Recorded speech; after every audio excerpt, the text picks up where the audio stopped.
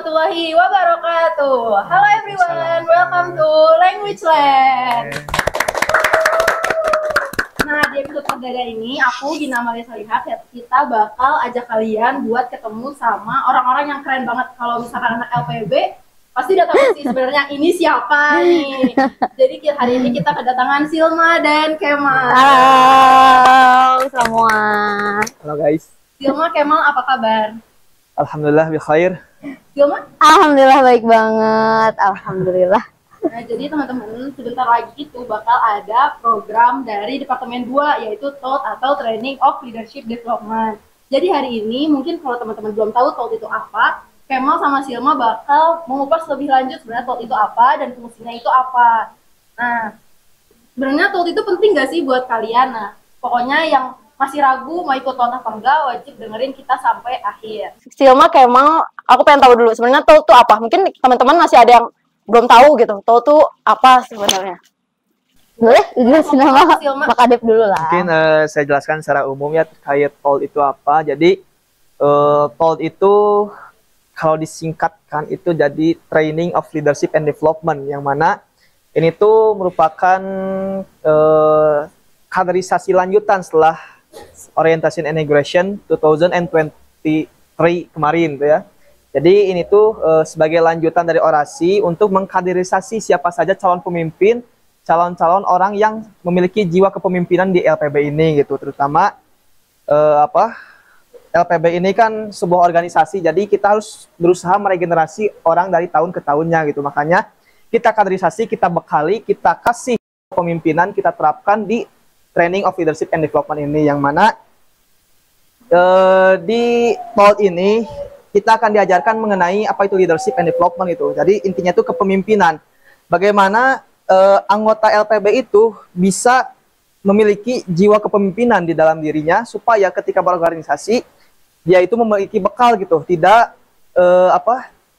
tidak semena-mena dalam organisasi. Kan dalam organisasi juga pasti kita akan menjumpai yang namanya konflik dan apapun itulah, karena dalam berorganisasi itu tidak selalu mulus. Makanya di sini kita akan memberi bekal supaya bagaimana si anggota LPB ini bisa menyelesaikan masalah dalam organisasi, bisa berpikir kritis dan bisa menemukan solusi dan inovasi untuk kemajuan LPB ke depannya gitu. Oke. Terus emang TOLD itu isinya apa? Kasih gambaran besarnya aja gitu. Buat teman-teman siapa tahu penasaran kan. Oke, sebenarnya TOLD itu seperti kegiatan LDK pada umumnya lah ya. Karena mungkin nggak semua orang mungkin pernah ikutan LDK dan ya udah nggak beda jauh dari itu.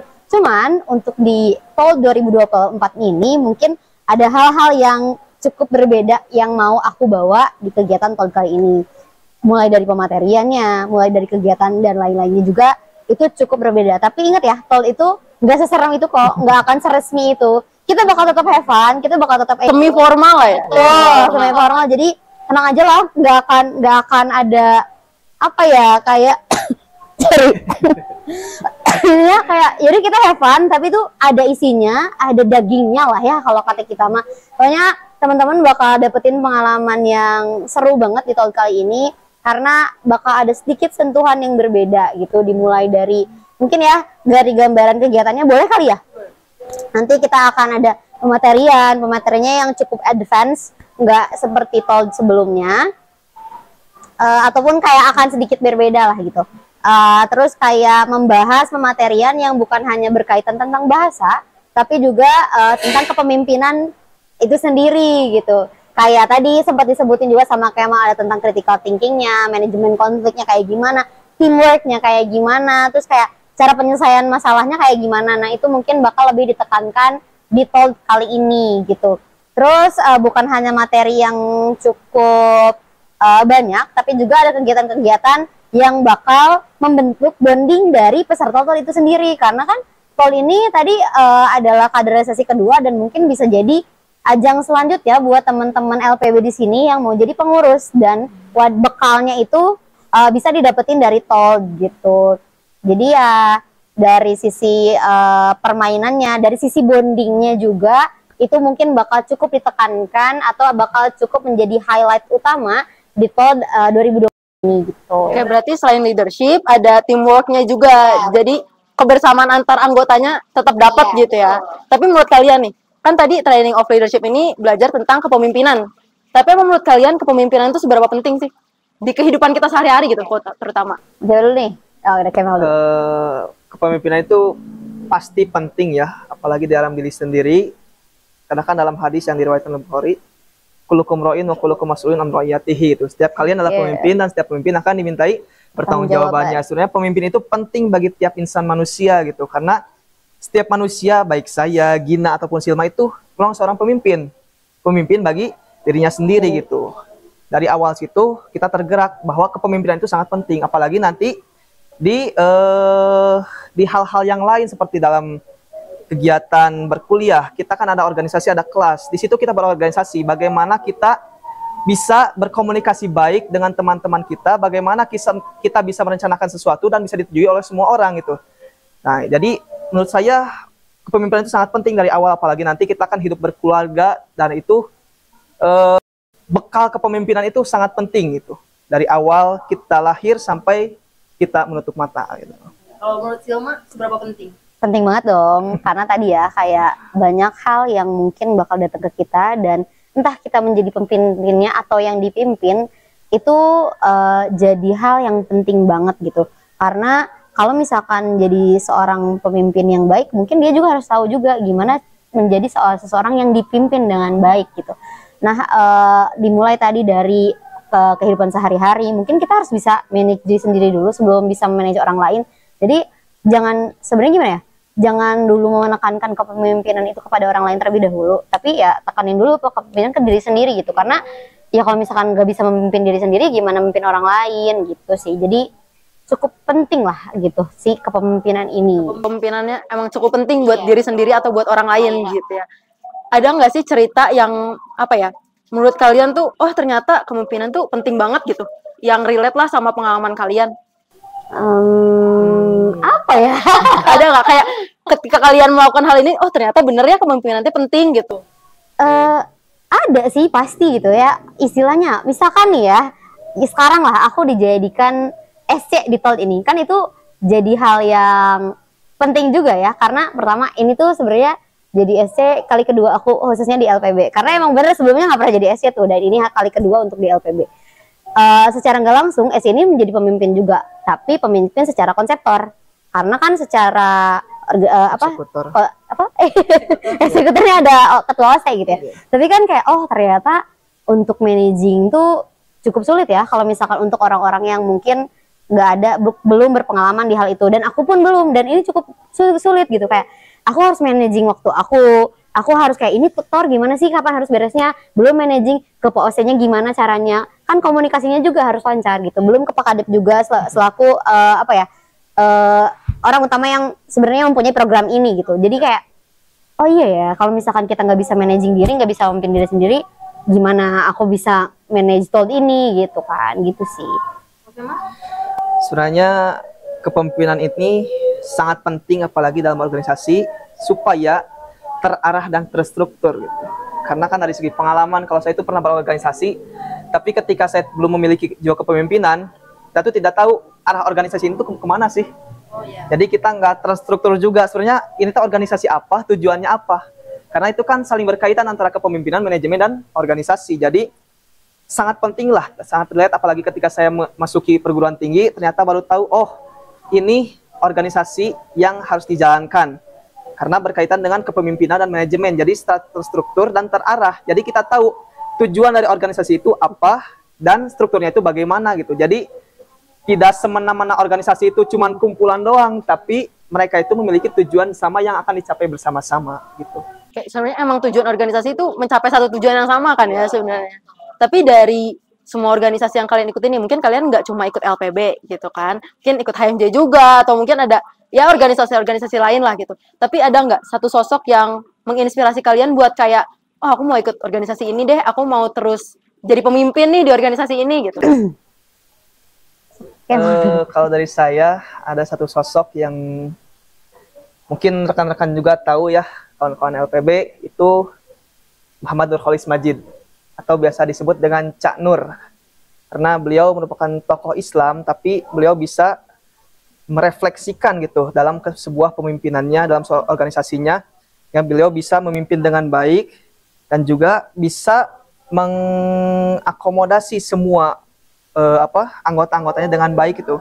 Dan beliau juga, kenapa saya kagumi dan saya sebagai contoh gitu, karena beliau juga merupakan pemikir yang seorang cendekiawan lah. Jadi beliau itu selain cendekiawan, tapi beliau juga seorang organisatoris yang sangat baik gitu. Tuh, jadi Cak Nur lah menjadi panutan saya gitu. Panutan dari semua dalam berorganisasi ya. Kalau Silma? Kalau aku sih gimana ya? Siapa ya? Siapa mungkin ketum-ketum sebelumnya atau siapa? Ya, sebenarnya kalau misalkan kenapa aku mau ikut organisasi sih, mungkin dari ayah aku ya. Karena ayah aku mungkin salah satu orang yang cukup aktif dulunya saat beliau kuliah. Jadinya tuh kalau misalkan aku berkonsultasi tentang organisasi itu nyambung gitu. Jadi kayak nggak yang mungkin kalau misalnya ke ibu aku kurang ya, karena ibu aku nggak cukup aktif. Jadi kayak udah sih ngapain gitu mah capek, ngapain sih ikutan gini capek ya, abisin waktu bla bla bla gitu mungkin ya. Kalau ayah aku tuh lebih ke coba ambil pembelajarannya. Kalau misalkan orang yang berorganisasi itu dampaknya gini loh. Nanti kayak apa ya, mengaitkan dengan realitas yang ada saat udah bekerja. Kalau orang yang berorganisasi itu gini loh. Jadi kayak ada perbedaan yang mungkin bisa ayah aku kasih ke aku, kayak kalau kamu nggak berorganisasi kamu kayak gini, kalau kamu nggak berorganisasi kamu kayak gini. Jadi itu kayak oh iya ya, berarti nggak cuma-cuma kok kita organisasi, walaupun emang cukup menguras waktu, tenaga, kadang mungkin materi, tapi itu kita bakal dapet kok pengalamannya gitu. Dan aku selalu diajarin itu sama ayah aku, biar aku tuh kayak, apalagi perempuan mungkin kayak apaan sih gini-ginian, capek bla bla bla bla, cukup ngambil pusing gitu ya kalau misalkan ada hal-hal yang ribet ya. Tapi kalau misalkan udah diceritain tuh kayak ya udah sih nggak apa-apa, karena nanti kamu bisa manajemen time-nya lancar. Secara empati itu orang yang punya yang berpengalaman di organisasi itu lebih besar loh dibandingkan yang enggak gitu kan, karena kita udah biasa kerja bareng, karena kita udah biasa pressure bareng gitu. Jadi nggak susah saat kamu terjun ke masyarakat atau ke kerjaan, karena nggak mungkin di kerjaan nanti kamu tuh bakal kerja sama orang yang sama lagi kan, enggak katanya gitu. Jadi kalau misalkan emang punya dasar organisasi kepemimpinan yang baik tuh nanti kamu keluar bakal lebih gampang gitu, ataupun bakal lebih mudah dalam menerapkan hal-hal yang pernah kita pelajari di organisasi gitu. Jadi ya ayah aku menjadi tokoh utama yang mungkin jadi panutan aku dalam berorganisasi. Berarti emang role modelnya ayah sendiri. Teman-teman kalau ada yang mau jadiin ayah Silma role model juga boleh gitu. Siapa tahu mau konsultasi ke Silma nanti sampein ke ayahnya gitu. Kalau kalian sendiri nih setelah join organisasi dan sebelum organisasi, kalian merasakan ada perubahan nggak di diri kalian sendiri deh? Ada. Jelas ada. Aku dulu. Oh ya.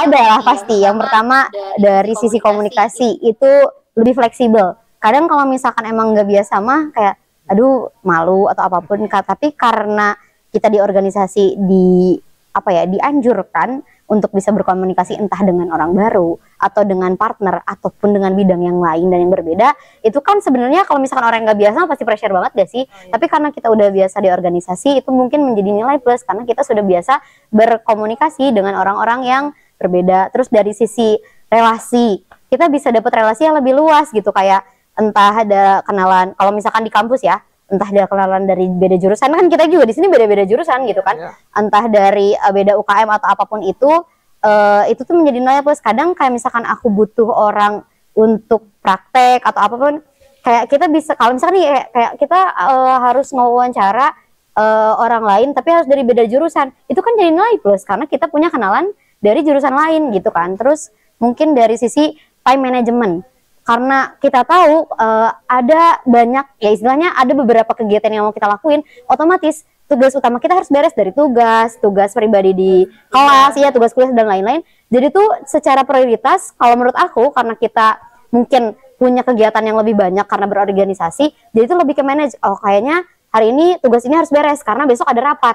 Hari ini tugas ini harus beres karena sorenya ada kegiatan A di organisasi ini, kegiatan B di organisasi ini. Jadi bukan sok sibuk atau daya ada emang kayak gitu ya gimana gitu. Tapi tuh jadi kerasa kadang kalau misalnya satu hari aja libur dan gak ada kegiatan tuh kayak ngerasa aduh gue gak ngapa-ngapain ya, kayak ini kita gak kemana-mana banget bosen gitu ya? Jadinya bosan dan malah pertama jadi overthinking, jadi mikirnya kemana-mana, jadi rasa kayak aduh kayaknya kita gak ngapa-ngapain ngerasa waktunya lonely. iya gitu bener tau iya nggak sih kayak ya itu jadi feeling lonely dan akhirnya ujung-ujungnya overthinking karena pertama nggak ketemu orang kan kalau ketemu orang lah bisa ngobrolin apa kayak udah minimal kemana-mana ya udah ya bosan gitu ya beneran main HP jadinya tuh lebih ke apa ya wasting ya kalau dibilang wasting time terlalu gimana gitu ya cuman kayak menghabiskan waktu untuk hal yang gimana ya sayang aja gitu waktunya nggak dipakai gitu sih kalau kata aku ya. Kalau Kemal?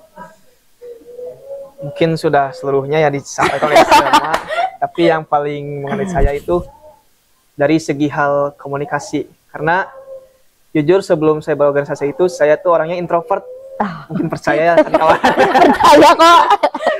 Introvert dan pemalu gitu. Jadi untuk ngomong dengan orang baru tuh nggak bisa gitu. Saya itu jadi harus diajak ngobrol dulu sama orang baru bisa ngomong. Tapi ketika berorganisasi itu kita ditantang buat kita berkomunikasi dengan hal yang lainnya, berkomunikasi dengan orang-orang yang baru supaya tidak terjadi miskomunikasi gitu. Jadi kita itu ditantang gitu supaya ngomong gitu supaya jangan tidak ada miskomunikasi dalam berorganisasi gitu. Jadi dalam segi komunikasi yang tadinya introvert gitu ya, jarang pemalu gitu, jarang ngomong, tapi ketika berorganisasi jadi jadi banyak ngomong gitu ya, Mau nggak mau kan? menyampaikan aspirasi, menyampaikan pendapat itu kan wajib. Jadi jangan sampai kita tuh statis di organisasi itu gitu. Betul, harus dinamis, harus bergerak, harus terarah gitu. Jadi dari segi komunikasi ya bertambah gitu ya yang tadinya itu. Terus kedua itu pengalaman. Karena kan kita itu dalam berorganisasi itu tidak selamanya di situ gitu organisasi itu. Jadi raihlah pengalaman itu dalam setiap momen gitu. Jadi berorganisasi kita meraih pengalaman dan kita tahu ternyata organisasi di sini begini, organisasi di situ begitu, karena tidak semua organisasi itu sama. Tapi kita itu bisa menyesuaikan diri kita terhadap organisasi tersebut itu. Untuk selebihnya mungkin sudah disampaikan oleh Silma tadi.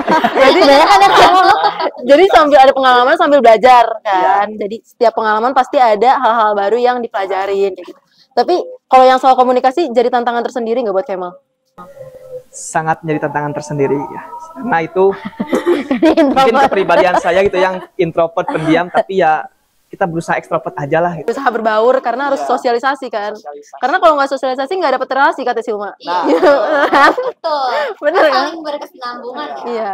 Tapi nih kalian kan yang sibuk ikut ini, ikut itu gitu. Kalian pernah nggak sih kayak ngerasa aduh capek banget ikut ini gitu, pengen udahan gitu, terus kayak apa ya gimana ya, itu kan pasti tantangan banget ya kayak gitu, kayak kita kadang ngerasa jenuh, terus bahkan ada orang-orang yang kayak udahlah mau kabur aja gitu, ngilang aja kayak gitu. Tapi cara kalian ngehadepin rasa capek dan jenuh itu gimana? Kalau saya gitu ya, terkait menghilangkan rasa capek gitu, kita kembali ke tujuan awal. Mungkin rekan-rekan ingat gak ketika diwawancarakan memasuki organisasi, apa yang kawan-kawan bicarakan, apa yang kawan-kawan sampaikan ketika diwawancarakan ikuti organisasi itu sangat manis gitu. Iya. Sangat manis gitu. Ketika wawancara biar diterima. Saya ingin memajukan LPB ini lebih baik, saya ingin membuat semua LPB ini bisa berbahasa dengan baik, saya ingin mengikuti arahan ketum dari awal sampai akhir, itu sangat manis. Tapi ketika di tengah jalan ternyata kita capek, pengen berhenti aja. Tapi kita sadar dulu kita awal itu janji kita itu sangat manis, masa dari janji kita itu mau kita ingkari gitu ya. Iya benar. Makanya ya kita berpikir lagi ke situ gitu. Kedua, mungkin butuh waktu gitu ya, waktu untuk beristirahat sebentar, tapi jangan hilang. Gitu. Maksud waktu beristirahat itu ya kita relaksasi dulu lah, terus istirahat dulu sebentar, dengan catatan jangan menghilang sampai ke sana-sananya, istirahat sampai akhir, jangan gitu. Jadi istirahat dulu, butuh istilahnya tuh me time gitu ya, buat relaksasi, atau kita juga bisa curhat dengan orang-orang di sekitar atau dengan orang LPB juga, jangan terlalu memikirkan organisasi. Nah setelah itu, setelah mood kita kembali baik, lanjutkan lagi organisasi dan jangan menghilang lagi gitu. Dan juga ya ketiga, ya seperti yang tadi saya katakan itu, manfaatkan setiap momen gitu. Jadi jangan sampai terlewatkan lah, jangan sampai disia-siakan. Pokoknya dibawa happy aja gitu. Bawa happy aja. Gitu. Kalau Silma ada nggak cara tersendirinya buat menghadapi rasa jenuh itu sendiri gitu? Ya mungkin kalau untuk jenuh, burnout mah pasti ada aja gitu ya. Kayak kalau udah capek banget nih, Paling yang pertama pasti istirahat ya, kayak jangan terlalu maksain. Tapi tadi benar, jangan sampai ngilang. Kalaupun emang butuh waktu untuk apa ya, sendiri ataupun kayak ya kayaknya kita butuh waktu untuk istirahat nih, ya jangan hilang. Tapi mungkin berkomunikasi nih sama partnernya, kayaknya aku butuh istirahat gini. Tapi ya betul, jangan terlalu berlarut-larut lah. Tapi kalau aku pribadi, kalau misalkan aku memang bener-bener aku capek dan bener-bener udah burn out parah, ya aku mending pulang ke rumah gitu. Kayak misalkan aku tuh kalau burn out bener-bener nangis gitu loh, kayak seharian tuh nggak keluar kamar dan nangis malaman. Kayak tapi nggak tahu kenapa gitu kan. Dan kalau udah kayak gitu emang bener-bener harus pulang, walaupun cuma sehari gitu kalau aku. Jadi bener-bener kayak kayaknya ini aku udah cukup burn out deh, ya udah izin ke teman, kayaknya aku harus pulang dulu deh. Kalau misalkan emang kita ada kerjaan, coba dititipin bisa nggak gitu. Kayak udah pulang, nanti pas kesini lagi teh ya udah biasa lagi gitu, udah fresh lagi gitu. Jadi dan benar, ingat lagi kayak kita pertama ngapain sih, masa mau gitu aja, ingat bertanggung jawab.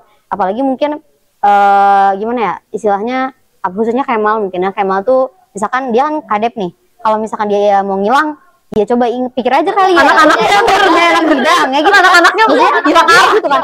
Karena ada pengalaman di mana ya teman aku sih sebenarnya kayak dia tuh bener-bener burn out, tapi inget tanggung jawab gitu, kayak aduh ini aku tanggung jawab bukan diri sendiri loh, tapi tanggung jawab itu anak-anak bidang, masa malu nggak kalau misalkan tiba-tiba keluar dan lain-lain gitu sih. Jadi kayak coba dipikirin lagi aja, kira-kira kalau misalkan kita mundur apa nih, apa sih namanya, resikonya kira-kira ngerugiin orang nggak. Kalau misalkan emang ngerugi orang, kayaknya mending enggak deh. Atau pun misal kayak rugi nggak buat diri sendiri gitu sih, kayak coba dipertimbangin lagi aja. Dan tadi mungkin aku dapat highlight juga dari Kemal, di mana kak, karena sekarang tahun terakhir juga ya, dan kayak karena nggak tahu ya, aku tuh sebenarnya nih ya tahun ini tuh kayak udah mau berhenti dari semua organisasi gitu, kayak udah kita berhenti aja deh gitu. Tapi ternyata dipikir-pikir lagi, mungkin karena di sisi lain kayak aku tuh ada kayaknya aku harus bantuin temen aku deh, karena kalau misalkan aku di posisi itu dan gak ada yang mau bantuin kan gak enak gitu. Terus pikir-pikir lagi, terus kayak ini tahun terakhir kenapa nggak dimanfaatin gitu, karena kalau misalkan udah lulus mah susah gini-ginian teh, rame-ramein sama teman, kumpul-kumpul, rapat-rapat sampai malam kan. Kalau misalkan udah lulus lah udah gitu nggak dapet. Jadi mungkin kalau misalkan aku lagi ngerasa udah capek banget, kayaknya gue nyesel deh, aku nyesel deh gini-gini, kayak coba dipikir-pikir lagi gitu, kayak ingat kalau misalkan udah lulus nggak akan bisa gini-gini lagi, kayak kita udah bakal bener-bener ya udah individual masing-masing. Karena tahun depan kan udah skripsi, kayak nggak mungkin kita ngumpul-ngumpul kayak gini lagi tuh, nggak mungkin, masing-masing kan. Makanya kayak oke, pokoknya semester ini aku megang organisasi A dan B harus diberesin, mau nggak mau, berat gak berat, pokoknya harus beres sampai akhir, karena aku pengen mengumpulkan momen itu sama teman-teman aku. Dan tahun semester depan kan kita udah mulai masing-masing dan mungkin bakal susah banget buat ketemu gitu. Berarti yang di highlight itu yang penting tanggung jawabnya jangan sampai terlepas kayak gitu. Kayak nah itu kita udah ngobrol banyak sama Silma sama Kemal. Jadi gimana, masih ragu apa enggak buat ikut TOT? Siapa tahu Kemal sama Silma bisa jadi tokoh inspirasi kalian gitu, tokoh inspiratif buat kalian buat ikut TOT. Siapa tahu aku mau ikut TOT, mau ketemu Kang Kemal gitu kan, nggak apa-apa. Gitu. boleh dong, Silma sama Kemal kasih closing statement buat teman-teman, mungkin ajakan buat ikut TOT atau ya closing statement buat yang nonton di rumah gitu. Apa ya? Statement siapa dulu? Bebas. Tadi siapa dulu terakhir? Ya udah Kemal dulu. Saya Al hayatu qasirah fatamatan kulillah. Kelas. Apa itu artinya, Kak? Mungkin rekan-rekan udah tahu intinya. Kasih supaya tahu ya di bawah. Waktu itu pendek, maka manfaatkan setiap momennya gitu. Silma. Dari aku sih ajakan aja kali ya, kayak teman-teman di sini khususnya anak-anak LPB, kalau misalkan emang belum ikut TOT, ayo ikutan, karena bakal seru banget, bakal lebih kenal lagi sama anak-anak LPB yang lain, dan mungkin teman-teman bakal menginjak jenjang selanjutnya di LPB, entah untuk menjadi pengurus dan lain-lain gitu. Dan tenang aja, nggak akan rugi kok, kayak bener-bener apa ya, kayak pokoknya enak banget lah ikut TOT. Pokoknya seru banget gitu. Seru banget. Iya seru banget. Jangan sampai menyesal kayak iya aku lihat teman-teman aku ikut TOT, ternyata aku nggak ikut, aku nyesel. Jangan ya sampai kayak gitu. Jadi selama masih ada kesempatan, selama teman-teman dikasih waktu untuk ikut dan dikasih rezeki lebih untuk mengikuti TOT ini, ayo ikutan aja. Jadi jangan sia-siakan pengalaman teman-teman sebagai mahasiswa, biar jadi banyak cerita yang teman-teman dapat sama jadi mahasiswa. Jadi nanti bisa cerita, nah dulu ya aku dulu kayak hi kids, this is mom. Hi kids, this is mom. Dulu aku waktu kuliah rame banget gini-gini gitu. Jadi ada cerita lebih entah untuk ke anak-anak teman-teman nanti gitu ya di masa depan atau ke adik-adik, menjadi pengalaman yang bisa teman-teman kasih ke adik-adik teman-teman gitu mungkin. Jadi jangan lupa ikut TOL 2024. Pendaftarannya masih panjang kok, nanti boleh dicek di pamfletnya. Itu mungkin dari aku. Oke, makasih Silma, Kema buat pembahasannya hari ini seru banget. Pokoknya teman-teman jangan lupa ikut TOL, terus jangan lupa like dan subscribe YouTube LPB buat tahu episode podcast selanjutnya. Jangan lupa juga follow IG @lpb_UIN_SGD buat tahu informasi-informasi tentang TOL atau informasi LPB lainnya. See you di next episode. Wassalamualaikum warahmatullahi wabarakatuh.